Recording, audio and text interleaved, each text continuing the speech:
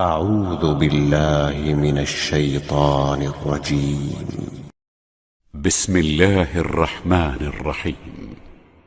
واعلموا أنما غنمتم من شيء فأن لله خمسه وللرسول ولذي القربى واليتامى والمساكين وابن السبيل إن كنتم آمنتم بالله وما أنزلنا على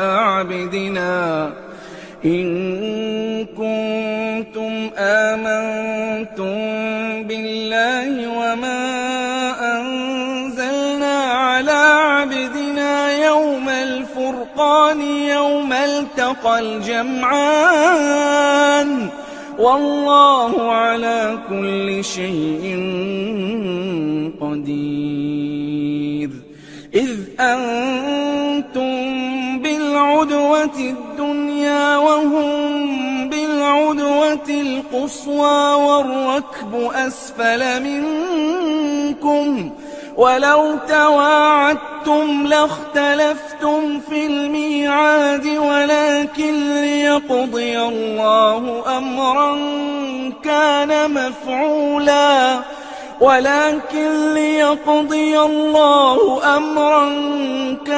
مفعولا ليهلك من هلك عن بينة ويحيى من حي عن بينة وإن الله لسميع عليم.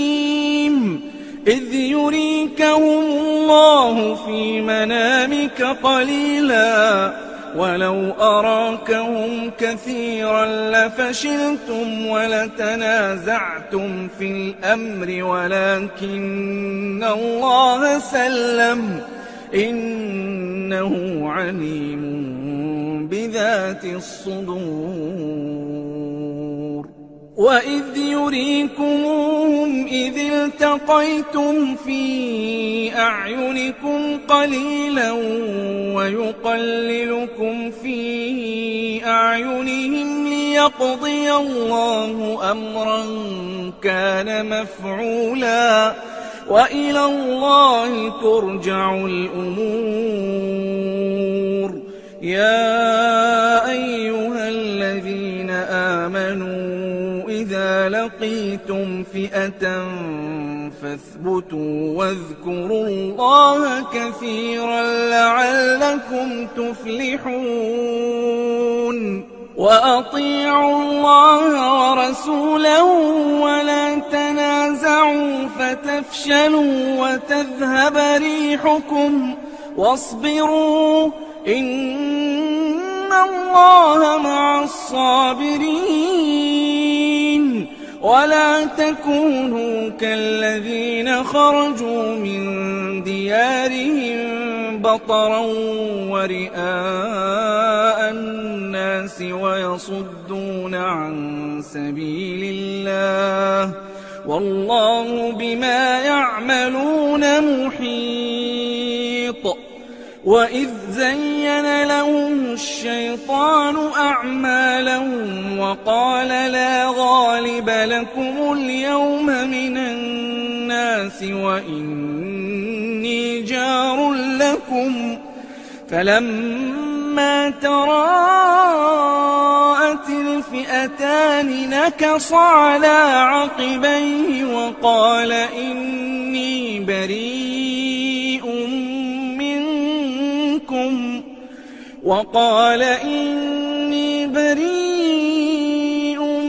منكم إني أرى ما لا ترون إني أخاف الله والله شديد العقاب. إذ يقول المنافقون والذين في قلوبهم مرض غر هؤلاء دينهم ومن يتوكل على الله فإن الله عزيز حكيم.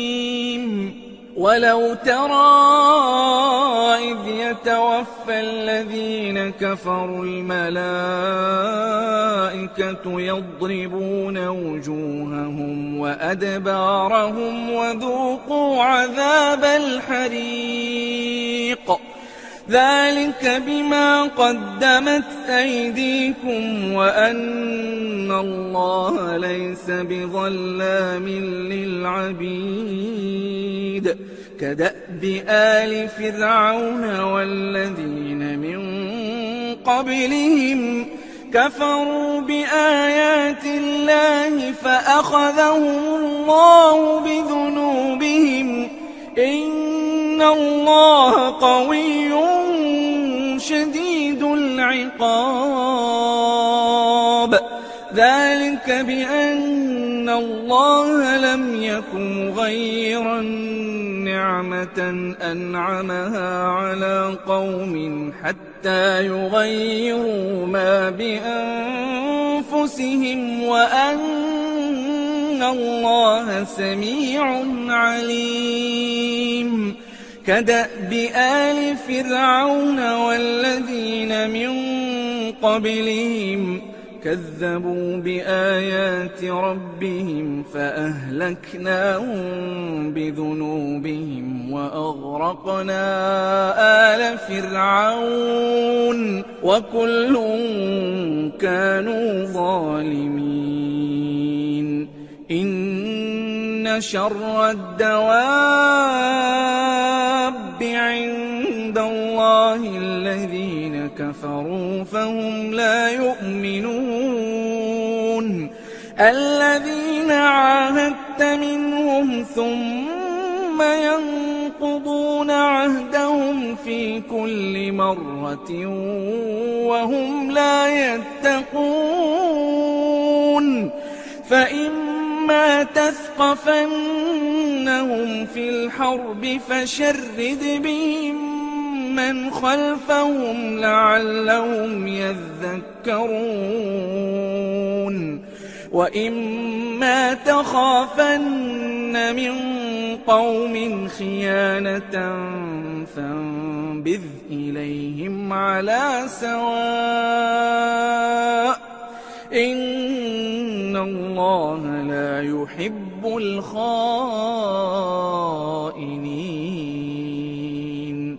ولا يحسبن الذين كفروا سبقوا إنهم لا يعجزون. وأعدوا لهم ما استطعتم من قوة ومن رباط الخيل ترهبون به عدو الله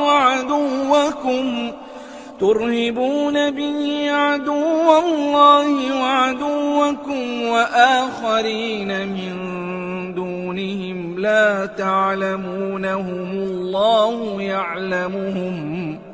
وما تنفقوا من شيء في سبيل الله يوفى إليكم وأنتم لا تظلمون. وإن جنحوا للسلم فاجنح لها وتوكل على الله إنه هو السميع العليم. وإن يريدوا أن يخدعوك فإن حسبك الله هو الذي أيدك بنصره وبالمؤمنين وألف بين قلوبهم لو أنفقت ما في الأرض جميعا ما ألفت بين قلوبهم ولكن الله ألف بينهم إنه عزيز حكيم. يا أيها النبي حسبك الله ومن اتبعك من المؤمنين. يا أيها يحرض المؤمنين على القتال إن يكن منكم 20 صابرون يغلبوا 200 وإن يكن منكم 100 يغلبوا 1000 من الذين كفروا بأنهم قوم لا يفقهون الآن خفف الله عنكم وعلم أن فيكم ضعفا فإن يكن منكم 100 صابرة يغلبوا 200 وإن يكن منكم 1000 يغلبوا 2000 بإذن الله والله مع الصابرين ما كان لنبي أن يكون له أسرى حتى يثخن في الأرض تريدون عرض الدنيا والله يريد الآخرة والله عزيز حكيم لولا كتاب من الله سبق لمسكم فيما أخذتم عذاب عظيم فكلوا مما غنمتم حلالا طيبا واتقوا الله إن الله غفور رحيم يا أيها النبي قل لمن في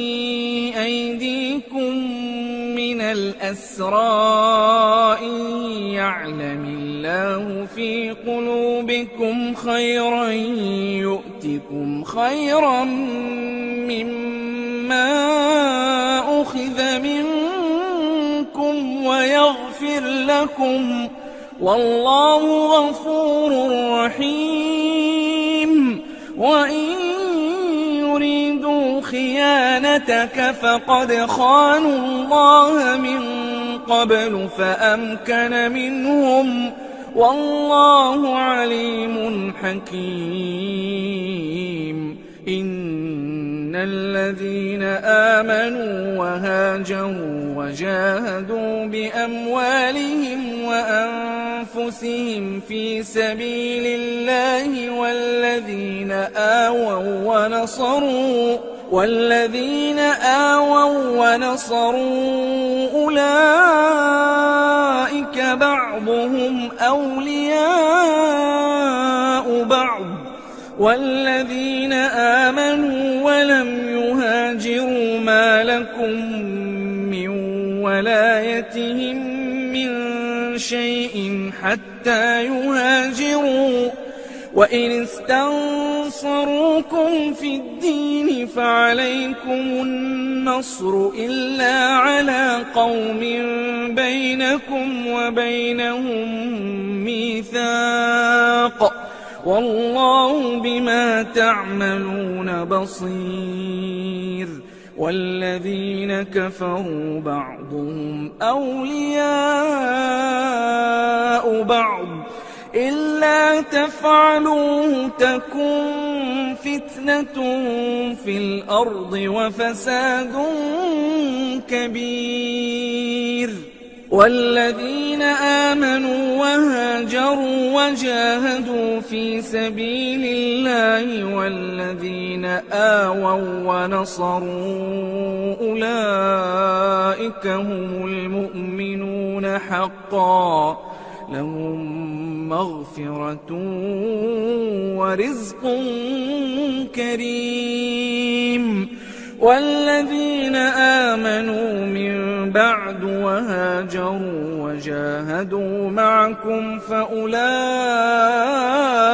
منكم وأولو الأرحام بعضهم أولى ببعض في كتاب الله إن الله بكل شيء عليم. أعوذ بالله السميع العليم من الشيطان الرجيم. براءة من الله ورسوله إلى الذين عاهدتم من المشركين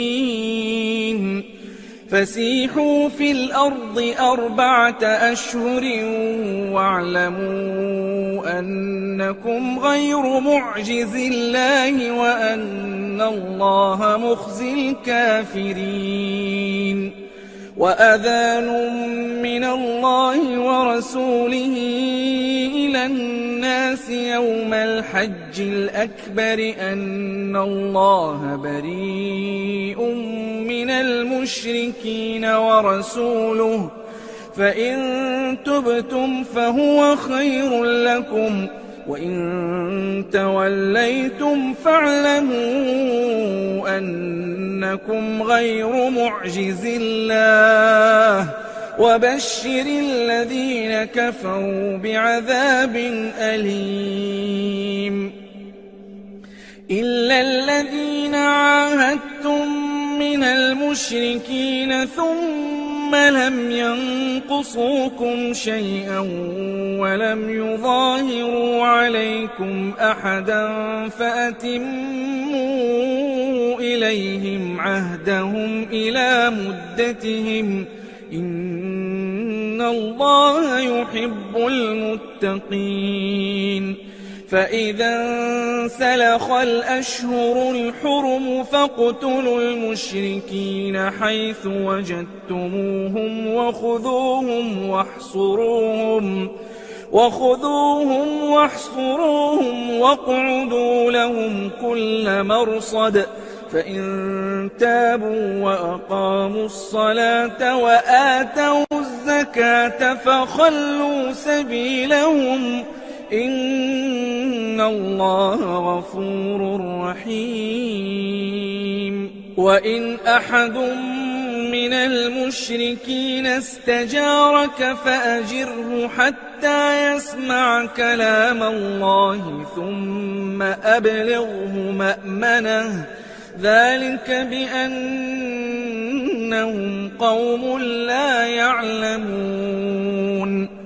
كيف يكون للمشركين عهد عند الله وعند رسوله إلا الذين عاهدتم عند المسجد الحرام فما استقاموا لكم فاستقيموا لهم إن الله يحب المتقين.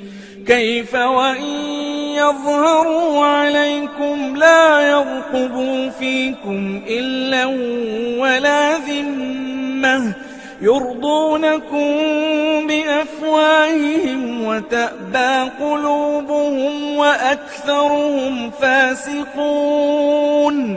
اشتروا بآيات الله ثمنا قليلا فصدوا عن سبيله إنهم ساء ما كانوا يعملون. لا يرقبون في مؤمن إلا ولا ذمة وأولئك هم المعتدون. فإن تابوا وأقاموا الصلاة وآتوا الزكاة فإخوانكم في الدين ونفصل الآيات لقوم يعلمون. وإن نكثوا أيمانهم من بعد عهدهم وطعنوا في دينكم فقاتلوا أئمة الكفر إنهم لا أيمان لهم لعلهم ينتهون ألا تقاتلون قوما نكثوا أيمانهم وهموا بإخراج الرسول وهم بدؤوكم أول مرة أتخشونهم فالله أحق أن تخشوه إن كنتم مؤمنين قاتلوهم يعذبهم الله بأيديكم ويخزهم وينصركم عليهم ويشف صدور قوم مؤمنين ويذهب غيظ قلوبهم ويتوب الله على من يشاء والله عليم حكيم أم حسبتم أن تتركوا ولما يعلم الله الذين جاهدوا منكم ولم يتخذوا من دون الله ولا رسوله ولا المؤمنين وليجة والله خبير بما تعملون ما كان للمشركين أن يعمروا مساجد الله شاهدين على أنفسهم بالكفر أولئك حبطت أعمالهم وفي النار هم خالدون إنما يعمر مساجد الله من آمن بالله واليوم الآخر وأقام الصلاة وآتى الزكاة ولم يخش إلا الله فعسى أولئك أن يكونوا من المهتدين أجعلتم سقاية الحاج وعمارة المسجد الحرام كمن آمن بالله واليوم الآخر وجاهد في سبيل الله لا يستوون عند الله والله لا يهدي القوم الظالمين الذين آمنوا وهاجروا وجاهدوا في سبيل الله بأموالهم وأنفسهم أعظم درجة عند الله وأولئك هم الفائزون يبشرهم ربهم برحمة منه ورضوان وجنات لهم فيها نعيم مقيم خالدين فيها أبدا إن الله عنده أجر عظيم يا أيها الذين آمنوا لا تتخذوا آباءكم وإخوانكم أولياء إن استحبوا الكفر على الإيمان ومن يتولهم منكم فأولئك هم الظالمون قل إن كان آباؤكم وأبناؤكم وإخوانكم وأزواجكم وعشيرتكم وأموال اقترفتموها وتجارة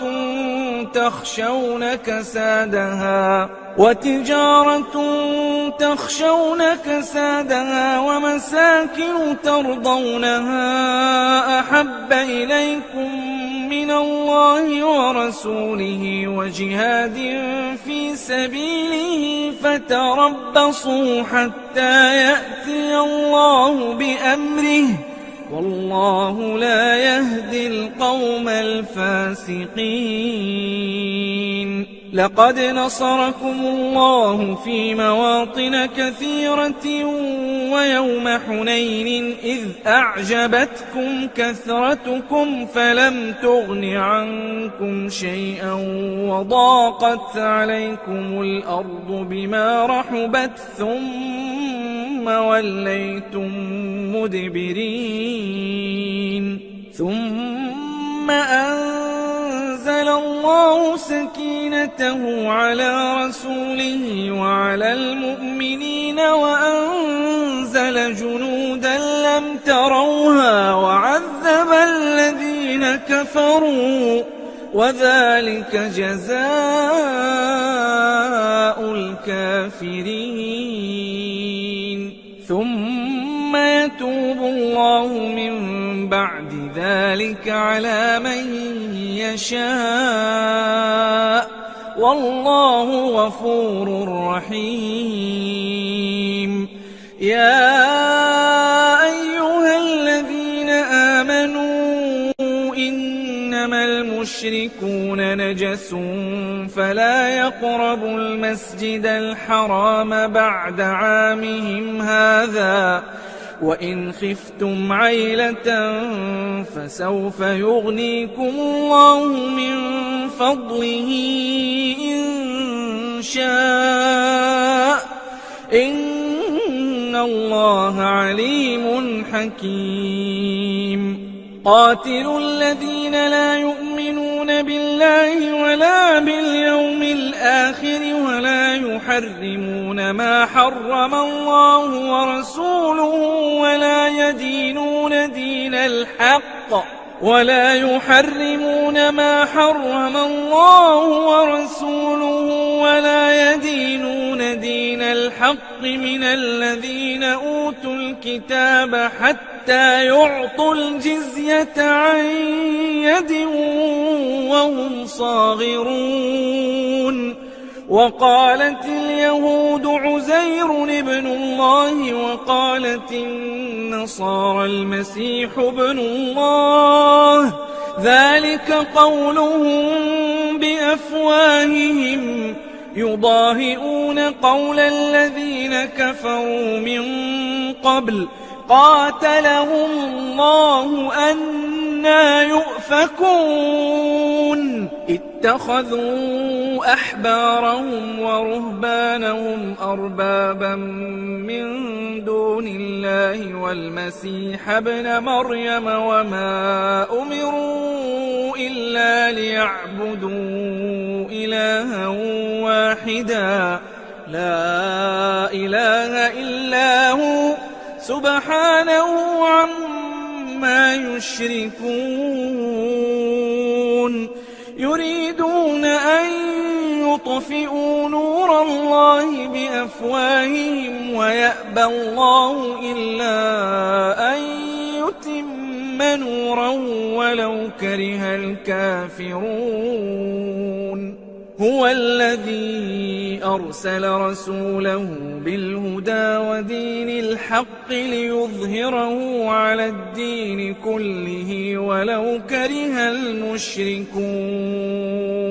يا أيها الذين آمنوا إن كثيرا من الأحبار والرهبان ليأكلون أموال الناس بالباطل ويصدون عن سبيل الله والذين يكنزون الذهب والفضة ولا ينفقونها في سبيل الله فبشرهم بعذاب أليم يوم يحمى عليها في نار جهنم فتكوى بها جباههم وجنوبهم وظهورهم هذا ما كنزتم لأنفسكم فذوقوا ما كنتم تكنزون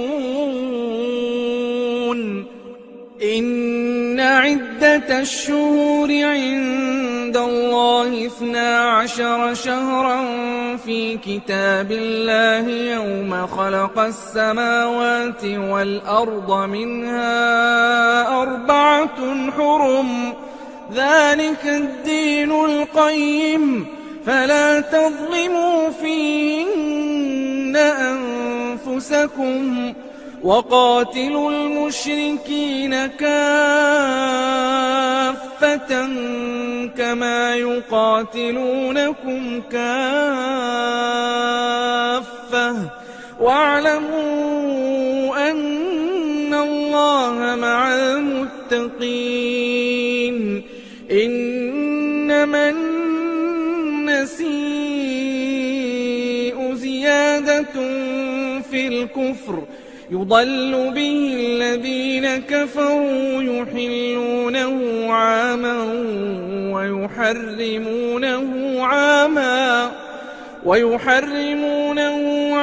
ليواطئوا عدة ما حرم الله فيحلوا ما حرم الله زين لهم سوء أعمالهم والله لا يهدي القوم الكافرين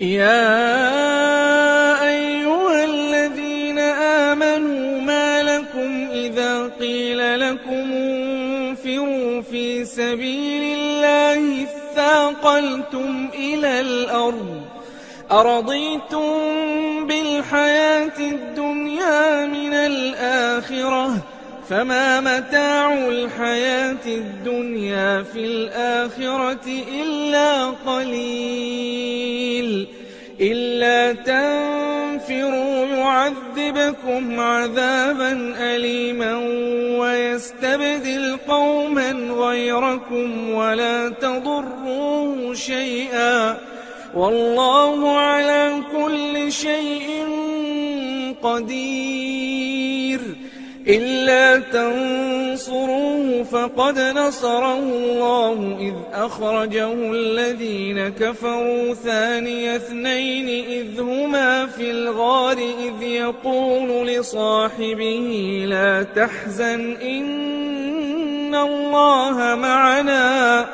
فأنزل الله سكينته عليه وأيده بجنود لم تروها وجعل كلمة الذين كفروا السفلى وكلمة الله هي العليا والله عزيز حكيم انفروا خفافا وثقالا وجاهدوا بأموالكم وأنفسكم في سبيل الله ذلكم خير لكم إن كنتم تعلمون لو كان عرضا قريبا وسفرا قاصدا لاتبعوك ولكن بعدت عليهم الشقة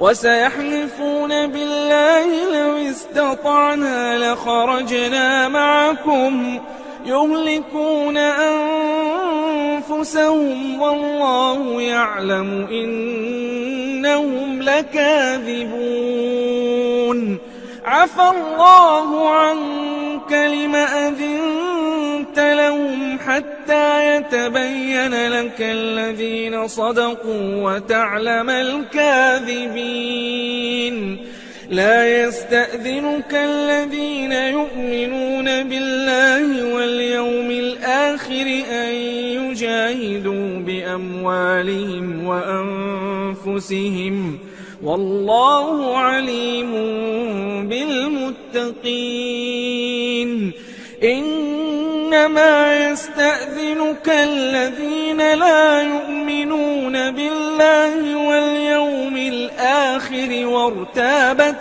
قلوبهم فهم في ريبهم يترددون ولو أرادوا الخروج لأعدوا له عدة ولكن كره الله بعاثهم فثبطهم وقيل اقعدوا مع القاعدين. لو خرجوا فيكم ما زادوكم إلا خبالا ولأوضعوا خلالكم يبغونكم الفتنة وفيكم سماعون لهم والله عليم بالظالمين.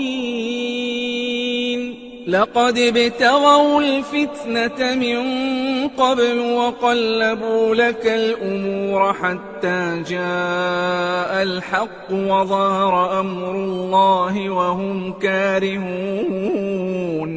ومنهم من يقول ائذن لي ولا تفتني ألا في الفتنة سقطوا وإن جهنم لمحيطة بالكافرين. إن تصبك حسنة تسؤهم وإن تصبك مصيبة يقولوا قد أخذنا أمرنا من قبل ويتولوا وهم فرحون. قل لن يصيبنا إلا ما كتب الله لنا هو مولانا وعلى الله فليتوكل المؤمنون.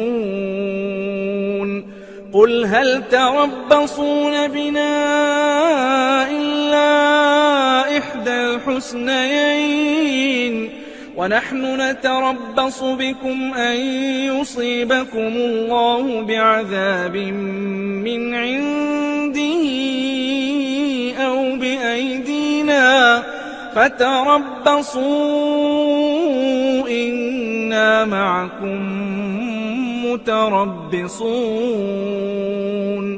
قل أنفقوا طوعا أو كرها لن يتقبل منكم إنكم كنتم قوما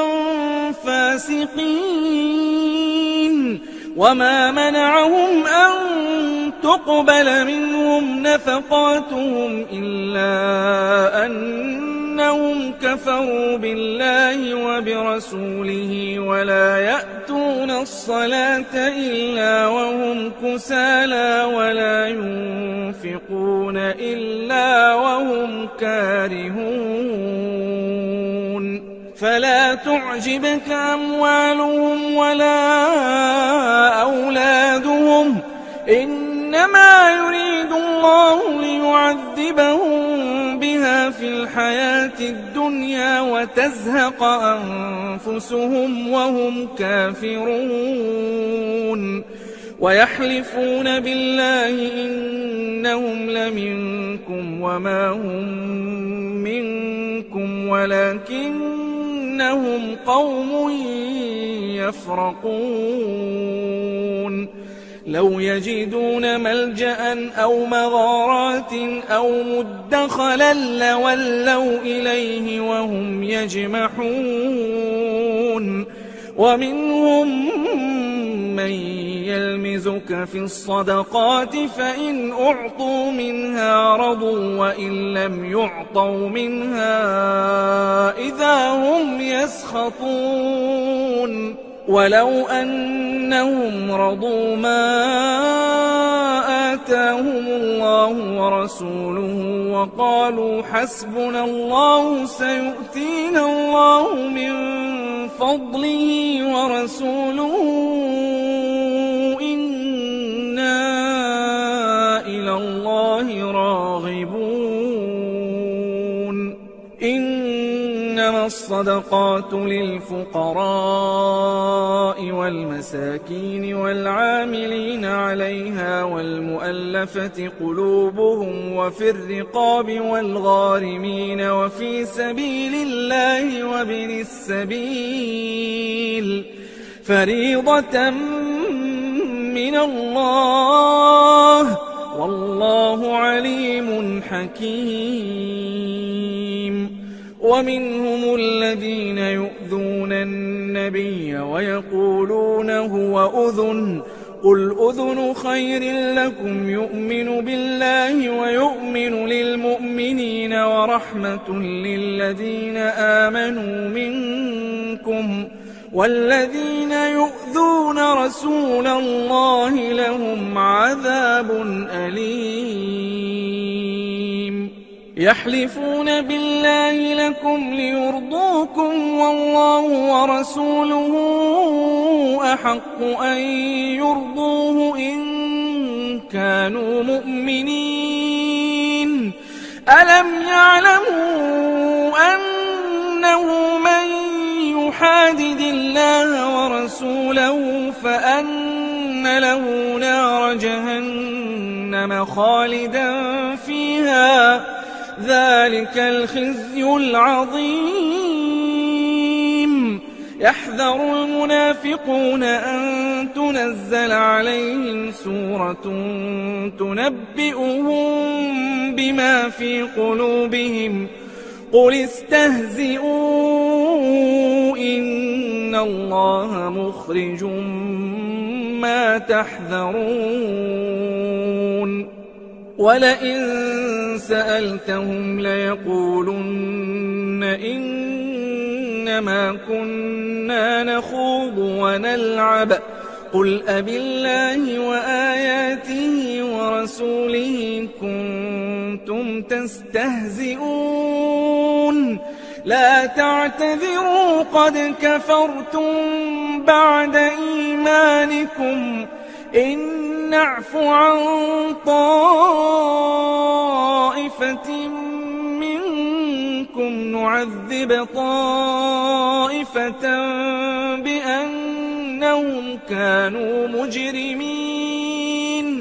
المنافقون والمنافقات بعضهم من بعض يأمرون بالمنكر وينهون عن المعروف ويقبضون أيديهم نسوا الله فنسيهم إن المنافقين هم الفاسقون. وعد الله المنافقين والمنافقات والكفار نار جهنم خالدين فيها هي حسبهم ولعنهم الله ولهم عذاب مقيم. كالذين من قبلكم كانوا أشد منكم قوة وأكثر أموالا وأولادا فاستمتعوا بخلاقهم فاستمتعتم بخلاقكم كما استمتع الذين من قبلكم بخلاقهم وخضتم كالذي خاضوا أولئك حبطت أعمالهم في الدنيا والآخرة وأولئك هم الخاسرون. ألم يأتهم نبأ الذين من قبلهم قوم نوح وعاد وثمود وقوم إبراهيم وأصحاب مدين والمؤتفكات أتتهم رسلهم بالبينات فما كان الله ليظلمهم ولكن كانوا أنفسهم يظلمون. والمؤمنون والمؤمنات بعضهم أولياء بعض يأمرون بالمعروف وينهون عن المنكر ويقيمون الصلاة ويؤتون الزكاة ويطيعون الله ورسوله أولئك سيرحمهم الله إن الله عزيز حكيم. وعد الله المؤمنين والمؤمنات جنات تجري من تحتها الأنهار خالدين فيها ومساكن طيبة في جنات عدن ورضوان من الله أكبر ذلك هو الفوز العظيم. يا أيها النبي جاهد الكفار والمنافقين واغلظ عليهم ومأواهم جهنم وبئس المصير.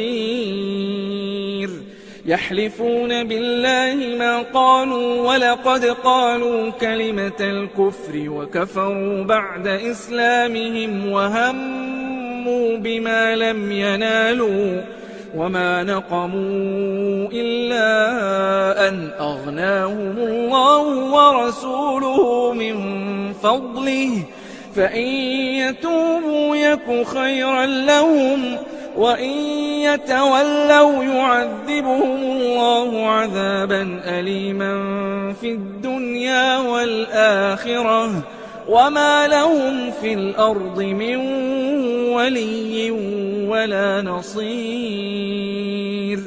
ومنهم من عاهد الله لئن آتانا من فضله لنصدقن ولنكونن من الصالحين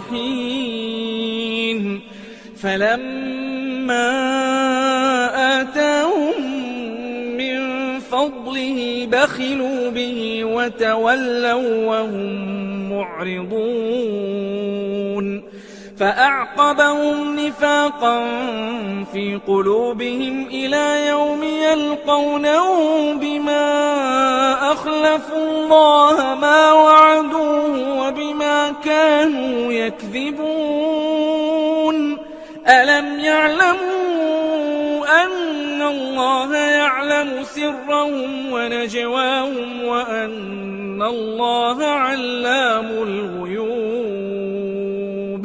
الذين يلمزون المطوعين من المؤمنين في الصدقات والذين لا يجدون إلا جهدهم فيسخرون منهم سخر الله منهم ولهم عذاب أليم.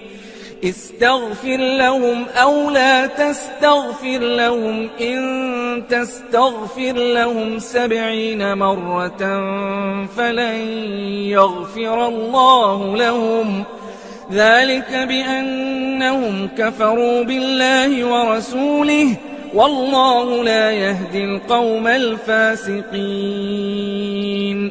فرح المخلفون بمقعدهم خلاف رسول الله وكرهوا أن يجاهدوا بأموالهم وأنفسهم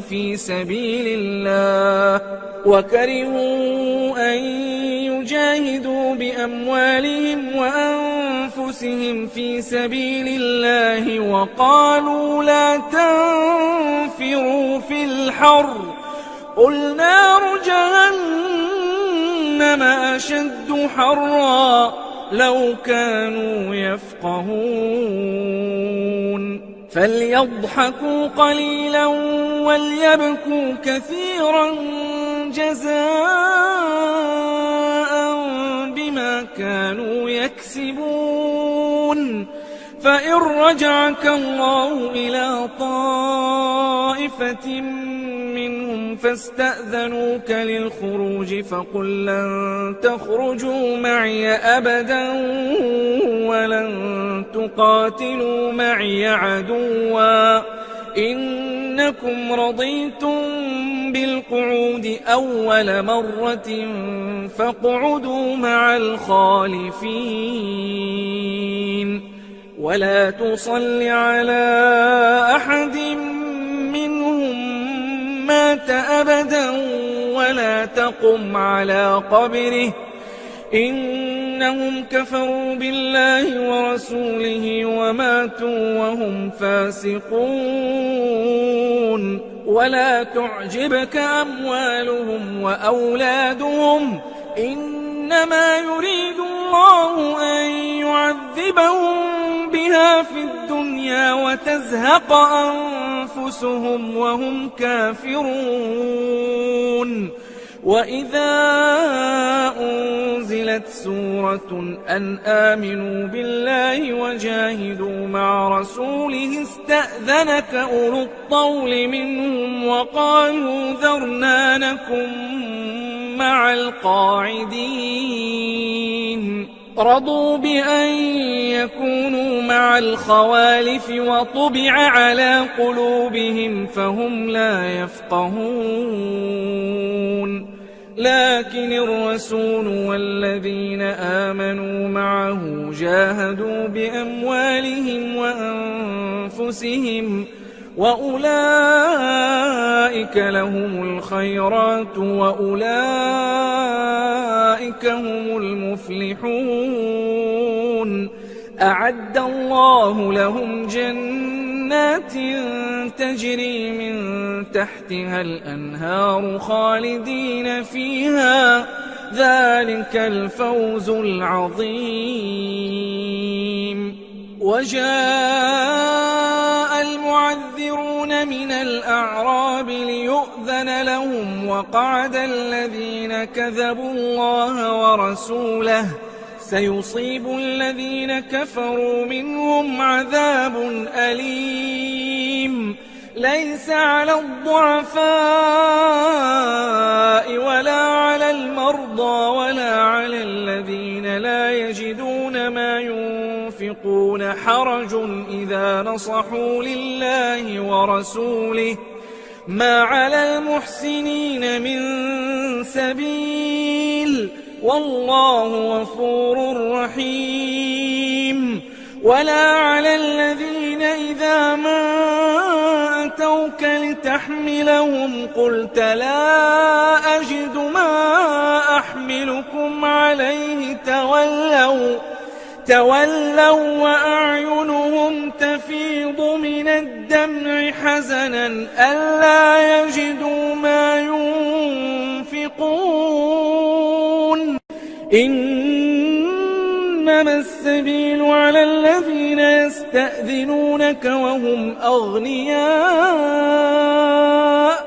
رضوا بأن يكونوا مع الخوالف وطبع الله على قلوبهم فهم لا يعلمون.